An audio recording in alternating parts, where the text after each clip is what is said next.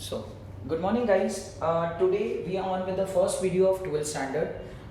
This would be the first video for 12th standard for entire board syllabus. Entire board syllabus, I mean to say that for every board, that is for state boards, for ISC boards and for CBSE boards. ठीक है, मतलब this video is totally for every student, for every boards. क्या बात समझा? The first chapter of our 12th standard, what I will be taking is superposition of waves. हाँ guys, जैसे I am knowing that कि many of my students are commenting कि sir gravitations पे बनाओ, sir ray optics पे बनाओ, sir बहुत सारी चीज़ें हैं जो हमको डिफिकल्टी है, सर करंट इलेक्ट्रिसिटी पे भी आपके वीडियोस चाहिए.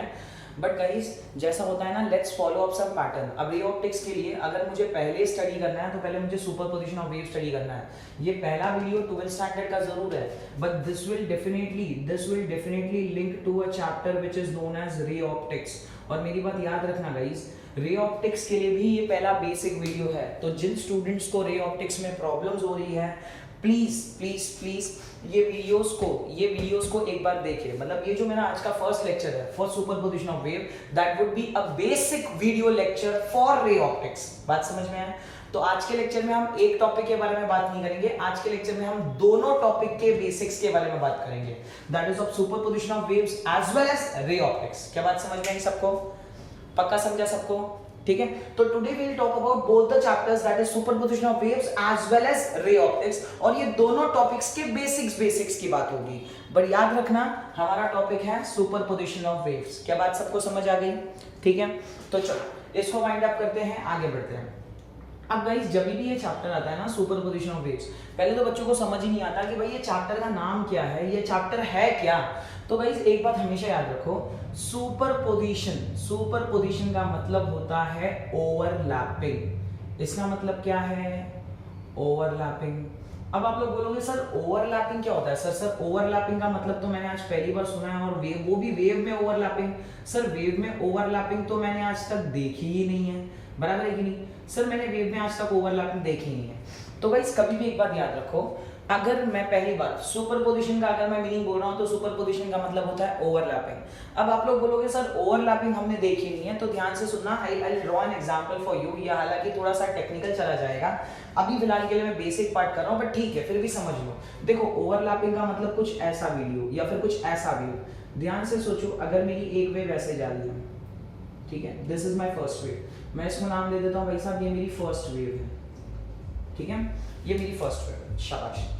और मैं दूसरी वेव बना रहा हूं. अब ध्यान से सुनना, मैं एक और वेव बना रहा हूं. अब ध्यान से देखो, अगर आप ध्यान से देखोगे तो मेरी ये दोनों वेव, ध्यान से देखो, ये मेरी दोनों वेव, ये जो दोनों वेव के बारे में अगर मैं बात करूंगा ना, तो ये दोनों वेव ने, ध्यान से सुनना, ये दोनों वेव ने एक दूसरे को, देखो एक दूसरे को ऐसे ओवरलैप किया है. मतलब ये वाली wave, this is the first wave, ये फर्स्ट वेव और ये सेकंड वेव, ये फर्स्ट वेव और वो सेकंड वेव एक दूसरे को क्या कर रही है? ओवरलैप. अब ऐसे केसेस के ओवरलैपिंग जो हम स्टडी करेंगे ना, वो सारे हम ये चैप्टर्स में स्टडी करेंगे. इसलिए चैप्टर का नाम दिया जाता है सुपरपोजिशन ऑफ वेव्स. क्या बात क्लियर है सबको? पक्का समझ आया? ओवरलैपिंग ऑफ वेव्स का मतलब, अगर वेव का डायग्राम तुमको कुछ ऐसा दिख रहा है, मतलब यहाँ पे एक वेव नहीं है गाइस, यहाँ पे दो वेव है और दो वेव एक दूसरे के ऊपर ओवरलैप हुआ है, दैट पार्ट इज ओवरलैपिंग. उसको टेक्निकली बोला जाता है सुपरपोजिशन, और कंप्लीटली चैप्टर का नाम आ गया सुपरपोजिशन ऑफ वेव्स. अब मुझे बताओ, क्या सबको बात क्लियर है? What is the meaning of superposition? पक्का? तो ध्यान से सुनना, सुपरपोजिशन का मतलब है ओवरलैपिंग. सर ओवरलैपिंग वेव्स का कैसे होता है? तो भाई साहब वेव्स का ओवरलैपिंग ऐसा होता है. ध्यान से देख लो, यहाँ पे ये पहला वेव, ये दूसरा वेव, ये दोनों एक दूसरे के ऊपर ओवरलैप हुआ है, इसलिए इसको ओवरलैपिंग बोलते हैं या सुपरपोजिशन भी बोला जाता है. क्या बात सबको समझ आ गई? पक्का समझा? तो चलो आगे बढ़ते हैं. हालांकि गाइज ये ना बहुत अलग ही लेवल का कंसेप्ट है, मेरे को इसमें बेसिक्स में नहीं डालना चाहिए, बट डेल टू अगर तुमको ओवरलैपिंग का मतलब समझना है तो डेफिनेटली यही करना चाहिए था हमको. ठीक है, अब गाइज सबको सुपरपोजिशंस का मतलब तो समझ आ गया. ठीक है, सुपरपोजिशंस का मतलब तो सबको समझ आ गया. अब समझ लो व्हाट इज वेव्स.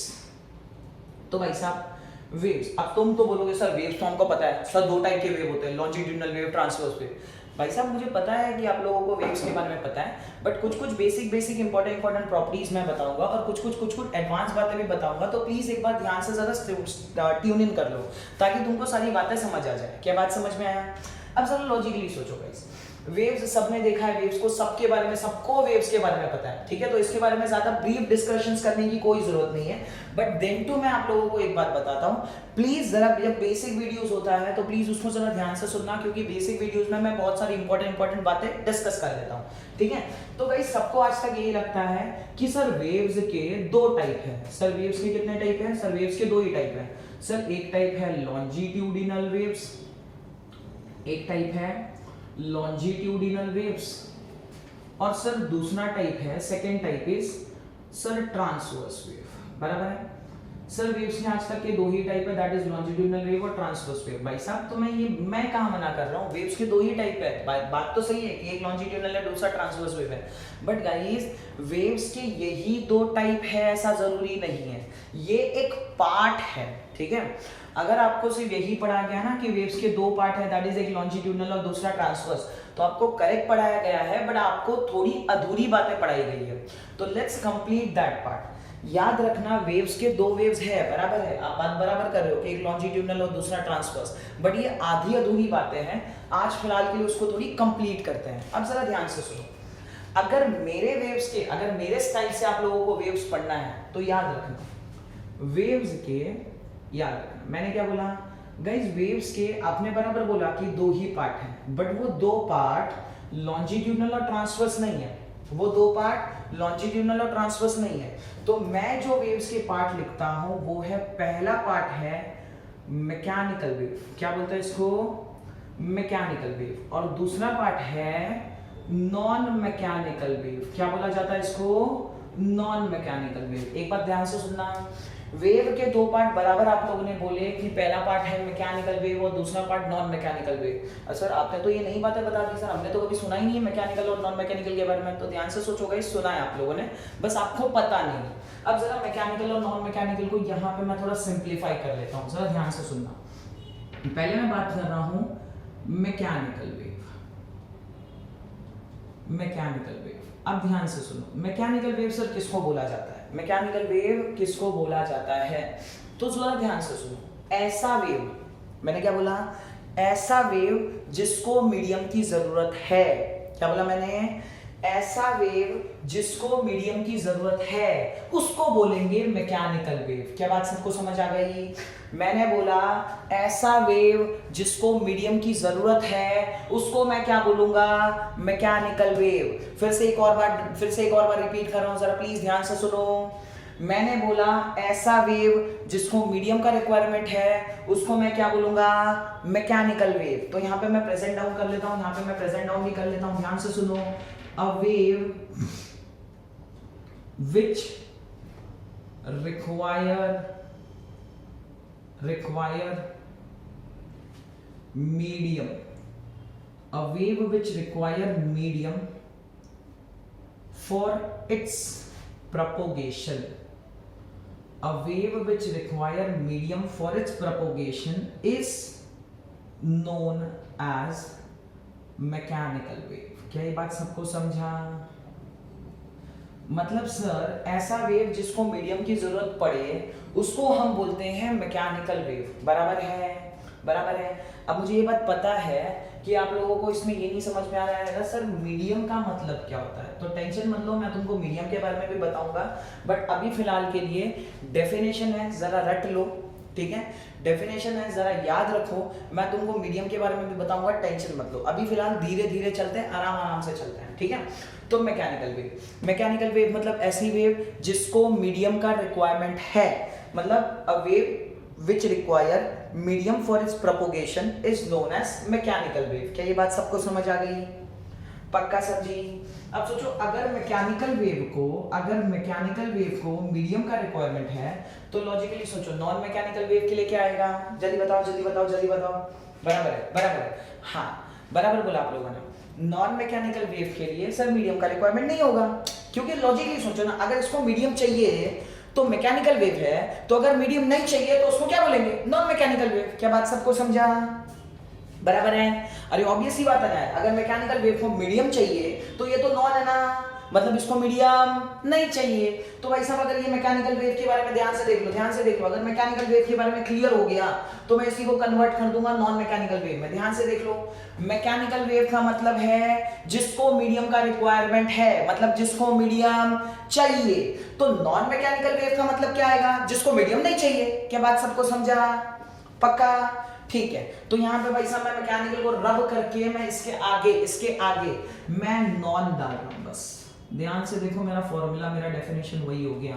देखो, non mechanical wave, a wave which do not require, से रिक्वायर की जगह मैं क्या लिख दूंगा, डू नॉट रिक्वायर, मतलब a wave which do not require medium for its propagation, उसको बोलते हैं यहाँ पे मैकेनिकल नहीं, यहाँ पे ऐड कर लेंगे, इसको बोलेंगे नॉन, यहाँ पे लिख देता हूं, चलो,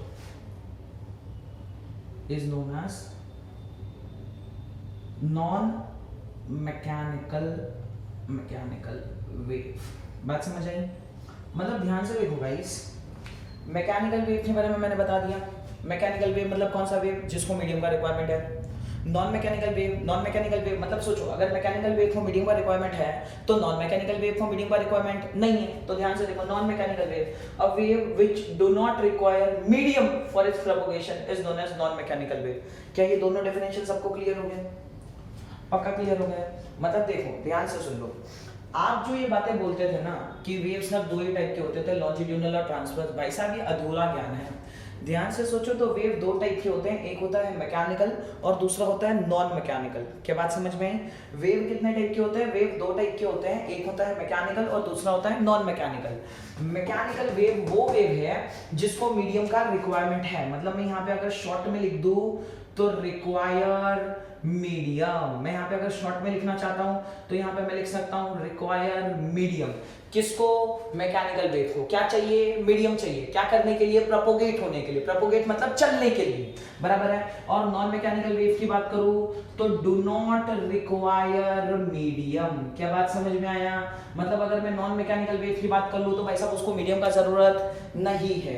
मैंने मैकेनिकल वेव की आपको डेफिनेशन दे दी, मैकेनिकल वेव मतलब ऐसा वेव जिसको मीडियम का रिक्वायरमेंट है for propagation, non mechanical wave मतलब ऐसा वेव जिसको मीडियम का रिक्वायरमेंट नहीं है फॉर प्रोपोगेशन। क्या ये दोनों बातें क्लियर है? चलो जल्दी जल्दी बोलो, क्या सबको क्लियर है? शाबाश। अब ध्यान से सोचो गाइस, सर हमको ये तो समझ आ गया सर कि मैकेनिकल वेव क्या है और नॉन मैकेनिकल वेव क्या है। मैकेनिकल वेव को मीडियम का रिक्वायरमेंट है, नॉन मैकेनिकल वेव को मीडियम का रिक्वायरमेंट नहीं है, बराबर है। बट सर ये मीडियम क्या है, हमको ये बताओ पहले मीडियम ही नहीं पता हमको तो मीडियम ही नहीं पता है सर, मीडियम होता क्या है। तो भाई साहब अगर आपको मैकेनिकल और नॉन मैकेनिकल समझ आ गया है तो मैं मीडियम की तरफ बढ़ता हूँ, ठीक है। चलो एक बार देख लो, इसको देख लिया सबने, आगे बढ़े, चलो शाबाश। अब आगे बढ़ रहा हूं, ध्यान से देखो, अब मैं बात करूंगा मीडियम के बारे में। अब लॉजिकली गाइस आपको मीडियम के बारे में ऐसा नहीं है कि आपको मीडियम के बारे में पता नहीं है, आपको मीडियम के बारे में पता है। ध्यान से सुनो, अभी I specially discuss about medium. सुन लो सर ये मीडियम होता क्या है। अब लॉजिकली सोचो गाइस, तुमने ये पढ़ा है यार, एयर इज अ मीडियम, बराबर है ना, वाटर इज अ मीडियम। अरे तो लॉजिकली है यार, air, water, glycerine, alcohol, wood, steel, मतलब ग्रेफाइट और कुछ भी कंसिडर कर लो, सारी जितनी भी चीजें हैं ना वो सबको हम मीडियम बोलते हैं। बात समझ में आई? सारी जितनी भी चीजें हैं हम उसको क्या बोलते हैं, मीडियम। मीडियम के लिए ना एक्चुअली ऐसा कोई ऐसा सिंप्लीफाइड डेफिनेशन नहीं है, बट इसके लिए ना मैंने अपना एक डेफिनेशन क्रिएट किया है, ध्यान से सुनना वो डेफिनेशन। कोई भी ऐसी बॉडी जो लाइट को या साउंड को, ध्यान से सुनना, कोई भी ऐसी बॉडी जो कोई दूसरी बॉडी को अपने में से फ्लो होने दे। बात समझ में आया? कोई भी ऐसी बॉडी जो कोई दूसरी बॉडी को अपने में से फ्लो होने दे, तो जो बॉडी फ्लो होने देती है उसको बोलते हैं मीडियम। क्या बात समझा? मैं समझाता हूं, ध्यान से सुनो। मैंने डेफिनेशन क्या बोला, कोई भी ऐसी बॉडी जो दूसरी बॉडी को अपने में से फ्लो होने दे, ठीक है। तो जो बॉडी फ्लो होने देती है उसको बोला जाता है मीडियम। क्या बात समझ में आया? मतलब अब ध्यान से सुनना, जैसे इमेजिन कर लो मैं स्विमिंग पूल में गया, ठीक है, तो ऑब्वियसली बात है मैं पानी में जाके स्विम करूंगा, मैं एयर में तो स्विम नहीं करता, बराबर है कि नहीं? तो मैं पानी में जाऊंगा और पानी में जाके मैं स्विम करूंगा, बराबर है? तो मेरे लिए देखो पानी एक मीडियम है, मतलब एक बॉडी पकड़ो, पानी एक बॉडी है, उसने एक दूसरी बॉडी को मतलब मुझको अपने अंदर फ्लो होने दिया। बात समझ में आया? पानी एक मीडियम है या एक बॉडी है जिसने एक दूसरी बॉडी को उसके अंदर फ्लो होने दिया। तो मेरे पर्सपेक्टिव में अगर देखोगे तो पानी क्या है? मीडियम है। बात समझ आया या नहीं समझ आया? पक्का समझा या नहीं समझा? ठीक है, लॉजिकली सोचो, लाइट और साउंड मीडियम में, मतलब क्या लाइट और साउंड एयर में ट्रैवल करते हैं कि नहीं? मतलब एयर लाइट को या साउंड को अपने में से ट्रैवल करने देता है, इसीलिए एयर इज अ मीडियम। वैसे अगर मैं बोलूं वाटर, तो भाई साहब वाटर लाइट और साउंड को अपने में से ट्रैवल करने देता है, इसलिए वाटर इज अ मीडियम। और बाकी जितनी भी प्रॉपर्टीज आप लिख लो, एयर, वाटर, अल्कोहल, ये सारे एक्सेट्रा, ये सारे क्या है? मीडियम। बिकॉज ये सारी चीजें कोई दूसरी चीजों को अपने में से फ्लो होने देते हैं। क्या बात सबको समझ आया? पक्का समझा? हालांकि मीडियम के बारे में एक्चुअली सबको पता होता है, बट मीडियम क्या होता है यही नहीं पता होता। तो कभी भी याद रखना गाइस, मीडियम मतलब ऐसी चीज जो कोई दूसरी चीज को अपने में से फ्लो होने दे। तो जो चीज फ्लो होने देती है उसको बोलते हैं मीडियम। बात समझ में आया? मतलब अगर मैं एयर की बात करूं तो air allows light and sound to flow through it, मतलब लाइट और साउंड एयर में से फ्लो करते हैं, इसलिए एयर इज अ मीडियम। बात समझा? लाइट और साउंड वाटर में से फ्लो करते हैं, इसलिए वाटर इज अ मीडियम। क्या बात समझा? शाबाश। सबको मीडियम के बारे में बात समझ आ गई क्या? जल्दी बोलो जल्दी बोलो जल्दी बोलो, क्या बात समझ में आ गई सबको? चलो आगे बढ़ूं। शाबाश। अब इस मीडियम के बारे में तो हमने बात कर ली सर, बट सर हमको ये नहीं पता। देखो मीडियम एक्चुअली बात करना इंपॉर्टेंट होता है, क्योंकि मीडियम पे ही बहुत सारी चीजें डिपेंड करती हैं। और मैं आगे ये चीजों को जब बहुत अच्छी तरह से सॉर्ट करूंगा ना, टेंशन मत लो, ये चैप्टर को मैंने बहुत बेसिक लेवल से स्टार्ट किया है, बट ये बेसिक लेवल से एकदम अपर लेवल पे लेके जाने की जिम्मेदारी मेरी है। आप उतना टेंशन मत लो, ठीक है, और वो मैं लेके जाऊंगा, उतना 100% श्योरिटी है। अब लॉजिकली सोचो गाइस, ये एयर एक मीडियम है, वाटर एक मीडियम है, अल्कोहल भी एक मीडियम है। अब है ना, होता क्या है पता है, अब ये सारे मीडियम को भी ना बाइफरगेट किया जाता है। क्या किया जाता है? बाइफरगेट। इसका मतलब है ये सारे मीडियम को भी ना अलग अलग किया जाता है या फिल्टर किया जाता है। क्या बात समझा? अब ये सारे मीडियम को फिल्टर किया जाता है ऑन 2 बेसिस, दैट इज एक होता है रेयरर मीडियम, मैं अच्छे से लिख देता हूं, ठीक है, एक होता है रेयरर मीडियम और दूसरा होता है डेंसर मीडियम। क्या बात समझ में आया? एक होता है रेयरर मीडियम और दूसरा होता है डेंसर मीडियम। अब सर ये रेयरर और डेंसर क्या है सर? हमको कुछ नहीं पता। बिलीव करो गाइस, आपको कुछ नहीं पता ना, तब भी आप अगर ये लेक्चर देखोगे ना तो आपको 100% समझ आएगा। क्या बात समझ में आया? बिकॉज बहुत बेसिक से उठा रहा हूं, बहुत बेसिक से, इतनी बेसिक से उठा रहा हूं ना, कोई नहीं उठाएगा, बिलीव करो, ठीक है। तो देखो रेयरर मीडियम और डेंसर मीडियम क्या होता है सर? तो चलो रेयरर और डेंसर के बारे में भी बात करें। अब ध्यान से देखो रेयरर और डेंसर होता क्या है। अब याद रखना गाइस, अगर मैं आपको बोलूं एयर और वाटर, ठीक है, पहले इसको यही दोनों को कंपेयर कर लो। अगर मैं आपको बोलूं एयर और वाटर, तो लॉजिकली सोचो, जरा लॉजिकली सोचो। आप अभी मैं चल रहा हूं, ऑब्वियसली बात है मैं चल रहा हूं, तो मैं चलते टाइम पे क्या कर रहा हूं? मैं देखो, मैं ऐसे हाथ हिला रहा हूं, तो मैंने क्या किया? मैंने एयर मॉलिक्यूल को डिस्प्लेस किया, बराबर है कि नहीं? बराबर है।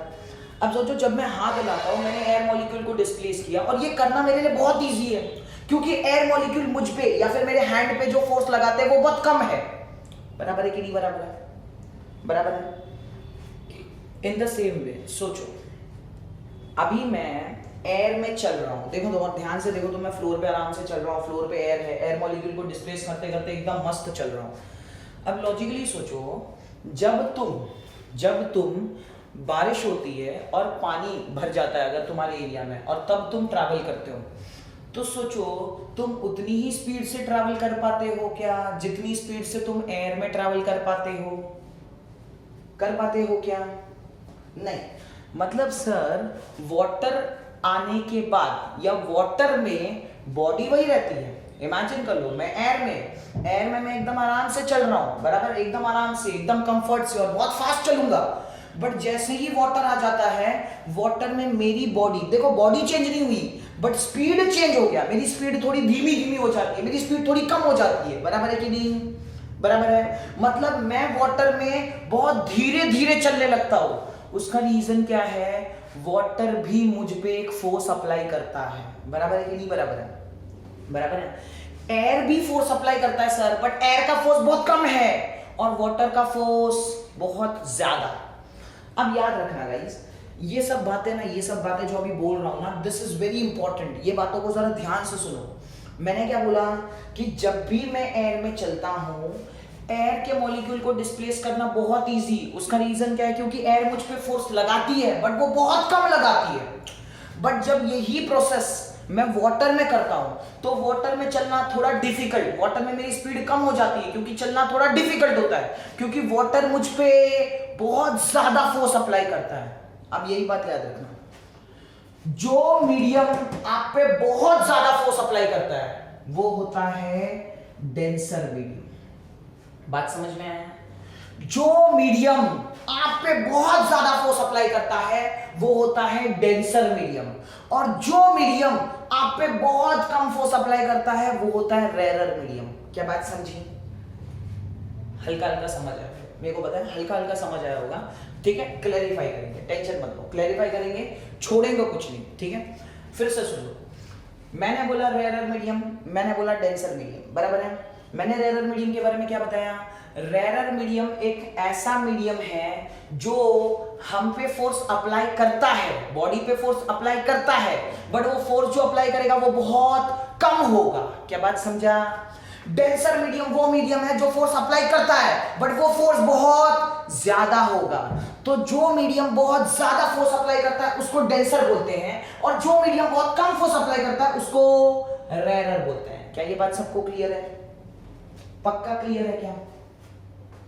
100% सबको क्लियर है क्या? ठीक। अब मैं आपको कुछ कुछ बेसिक एग्जांपल से ये कोशिश करूंगा कि रेरर और डेंसर क्लियर हो। जैसे कि यहां पे ध्यान से देखो, मैंने एग्जांपल लिए एयर और वाटर। अब लॉजिकली सोच के बताओ, आप पे कौन ज्यादा फोर्स अप्लाई करता है, एयर या वाटर? सोचो सोचो। हम जब भी चलते हैं तो हम पे कौन ज्यादा फोर्स अप्लाई करता है, एयर या वाटर? बराबर, कौन अप्लाई करता है? वाटर। मतलब सर वाटर को हम क्या लिखेंगे? Water is a denser medium. क्या बात समझ आया या नहीं समझा? और अगर मैं एयर की बात करूं तो air is a rarer medium. क्या ये बात सबको समझा? समझ आया या नहीं समझा? जल्दी बताओ, समझा या नहीं समझा? 100% पक्का? शाबाश। अब ध्यान से देखो गाइस, एयर और वाटर में तो हमने डिफाइन कर लिया कि सर कौन रेरर है और कौन डेंसर है, ठीक है? अब मैं आपको कुछ बेसिक एग्जांपल देता हूं, ठीक है? रेरर और डेंसर थोड़ी बहुत बातें हैं जो मैं अभी फिर और करना चाहता हूं इस रिगार्डिंग, क्योंकि यही रेरर और डेंसर आगे जाके मुझे बहुत सारी चीजों का फील देगा, ठीक है? तो अभी के लिए फिलहाल ये थोड़ा सा रब कर लेता हूं। अब ध्यान से सुनना, ध्यान से सुनना। देखो मैंने आप लोगों को क्या सिखाया? मैंने आपको बोला रेरर मीडियम, और मैंने आपको बोला डेंसर मीडियम। रेरर मीडियम वो जो फोर्स कम अप्लाई करता है बॉडी पे, बराबर? जैसे मैं चल रहा हूं तो मुझ पे एयर बहुत कम फोर्स अप्लाई करेगी, तो air is a rarer medium. But अभी मैं चलता हूं पानी में तो पानी मुझ पे ज्यादा फोर्स अप्लाई करती है, तो water is a denser medium. मतलब अगर गाइस मैं रेरर मीडियम का एग्जांपल लिख लूं तो सबसे पहले एग्जांपल आता है एयर। डेंसर मीडियम का एग्जांपल लिख लूं तो सबसे पहले एग्जांपल आता है वाटर। बात समझ में? अब आप लोग मुझे बताओगे, ध्यान से सुनना, ध्यान से सुनना। अगर मैं कंपेयर करूं सॉलिड, लिक्विड और अगर मैं गैस को कंपेयर करूं, सॉलिड लिक्विड एंड गैस को कंपेयर कर रहा हूं, ध्यान से सुनना, मैं किसको कंपेयर कर रहा हूं, मैं कंपेयर कर रहा हूं सॉलिड लिक्विड और गैस को। क्या ये सबको दिख रहा है? ठीक है, मैं कंपेयर कर रहा हूं सॉलिड लिक्विड और गैस को। तो लॉजिकली सोचो गाइस, तुम पे सबसे कम कौन फोर्स अप्लाई करेगा? सबसे कम फोर्स सॉलिड लिक्विड या गैस, कौन अप्लाई करने वाला है सबसे कम फोर्स? ऑब्वियसली बात है, कौन? गैस। बराबर है कि नहीं बराबर है? बराबर है। तो लॉजिकली सोचो, gas is always a rare medium. बराबर है। अगर मैंने गैस को लिक्विड के साथ कंपेयर किया, ठीक है, गैस को मैंने किसके साथ कंपेयर किया? लिक्विड के साथ। तो गैस और लिक्विड में gas is always a rare medium, liquid is always a denser medium. क्या बात समझा? बात समझ में आया? अब सोचो, गैस को सॉलिड के साथ कंपेयर किया, फिर से same, sir gas is always a rare medium, solid is always a denser medium. क्या बात समझा? अब जरा लॉजिकली सोचो, अगर मैंने सॉलिड और लिक्विड को ही कंपेयर किया तो बताओ कौन रेयर कौन डेंसर? जल्दी बताओ कौन रेयर कौन डेंसर? जल्दी बताओ कौन रेयर कौन डेंसर? सोचो, सॉलिड और लिक्विड में कौन ज्यादा फोर्स अप्लाई करेगा? सॉलिड ज्यादा फोर्स अप्लाई करेगा या लिक्विड ज्यादा फोर्स अप्लाई करेगा? ऑब्वियसली बात है, कौन कौन कौन कौन अप्लाई करेगा? बराबर, सॉलिड। मतलब सर, जब मैं सुनना सुनना सुनना बात को सुनना, जब मैंने लिक्विड और गैस को कंपेयर किया, सर जब मैंने लिक्विड और गैस को कंपेयर किया तो liquid was treated as denser medium and gas was treated as rare medium. But sir जब मैंने सॉलिड और लिक्विड को कंपेयर किया तो solid is treated as denser and liquid is treated as rare. मतलब सर, डेंसर और rare हमेशा change हो सकते हैं डिपेंडिंग अपॉन द सिनेरियो। बात समझा? बात समझ आया नहीं समझ आया? मैं फिर से रिपीट कर रहा हूं, प्लीज जरा ध्यान से सुनना। जब मैंने लिक्विड और गैस को कंपेयर किया था तो liquid was treated as a denser medium, क्योंकि ये ज्यादा फोर्स अप्लाई कर रहा है और गैस कम फोर्स अप्लाई कर रहा है, तो gas is treated as a rare medium. बात समझा? अब लेकिन जब मैंने सॉलिड और लिक्विड को कंपेयर किया, सॉलिड और लिक्विड, तो solid is treated as a denser medium and liquid was treated as a rare medium. मतलब सर, डेंसर और रेयर ये फिक्स्ड नहीं होते, ये मीडियम के हिसाब से या कंडीशंस के हिसाब से चेंज होते हैं। क्या बात सबको समझ आई? पक्का सबको समझा या नहीं समझा? शाबाश। मतलब गाइस, हमेशा रेयर और डेंसर प्रूफ करते टाइम पे एक बात अपने दिमाग में ध्यान रखिएगा, रेयर मीडियम मतलब ऐसा मीडियम जो बॉडी पे या फिर जो भी बॉडी उससे फ्लो हो रही है उस पे कम फोर्स लगा है। बराबर है ना? वो बहुत कम फोर्स लगाता है, इसलिए वो रेयर है। डेंसर मीडियम ज्यादा फोर्स लगाता है, इसलिए देखो सॉलिड, लिक्विड और गैस में सबसे ज्यादा फोर्स कौन लगाएगा? सॉलिड। इसलिए सॉलिड इज ऑलवेज डेंसर। बराबर है? अगर आप सॉलिड को लिक्विड के साथ कंपेयर करो तो लिक्विड रेयर है, बट लिक्विड को गैस से कंपेयर करो तो लिक्विड ज्यादा फोर्स अप्लाई करेगा, तो लिक्विड डेंसर और गैस रेयर। क्या ये बात सबको समझी? पक्का सबको समझ आया? चलो 100% सबको समझाया क्या? शाबाश।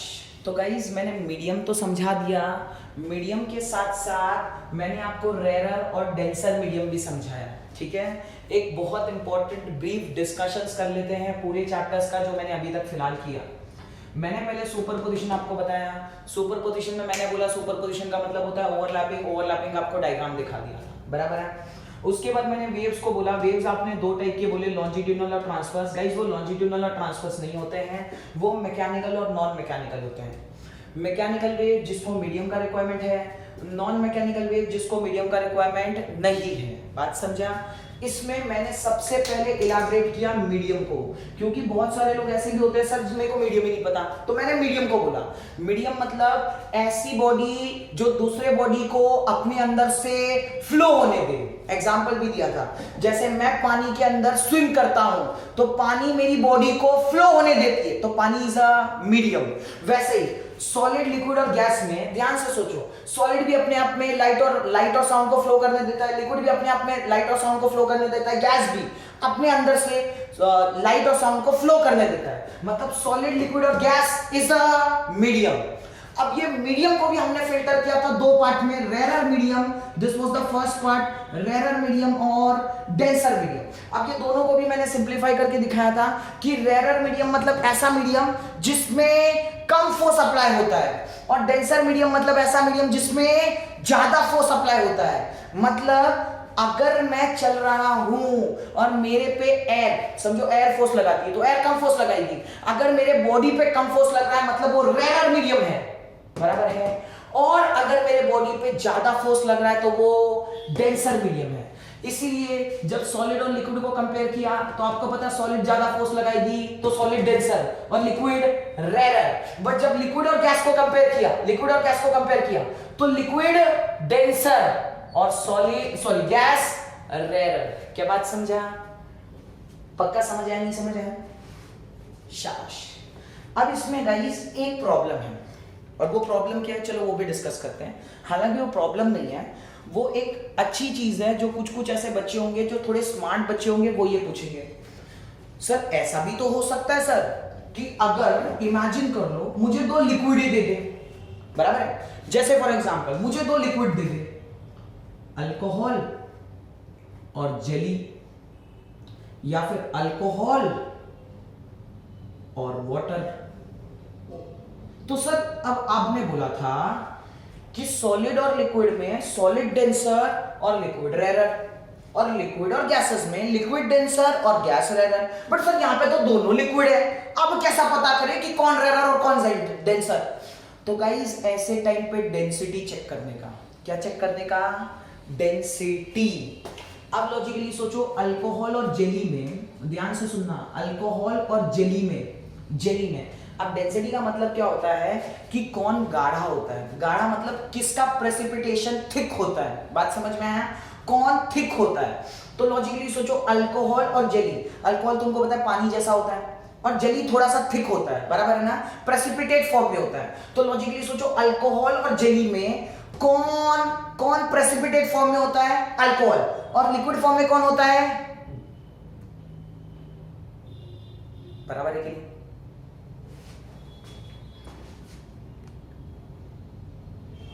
ठीक, हाँ। तो मैं आपको ये बोल रहा था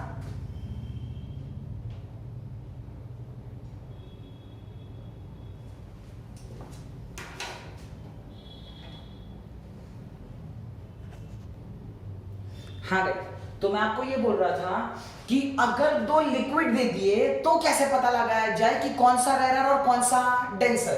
तो ध्यान से देखो गाइस, अल्कोहल और जेली में अल्कोहल लिक्विड है और प्रेसिपिटेट फॉर्म में कौन है? जेली, बराबर है कि नहीं?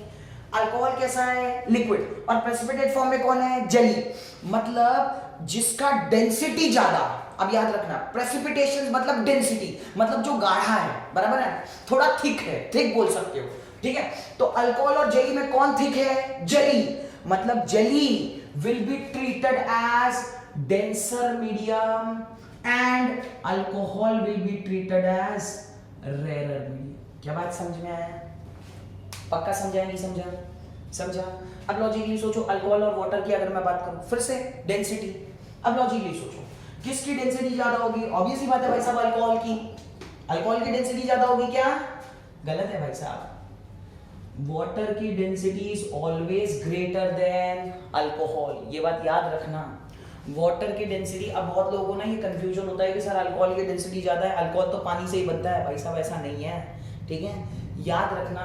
Water density is greater than alcohol, तो वाटर तुम्हारा डेंसर मीडियम और अल्कोहल तुम्हारा रेरर मीडियम। क्या ये बात सबको समझा या नहीं समझा?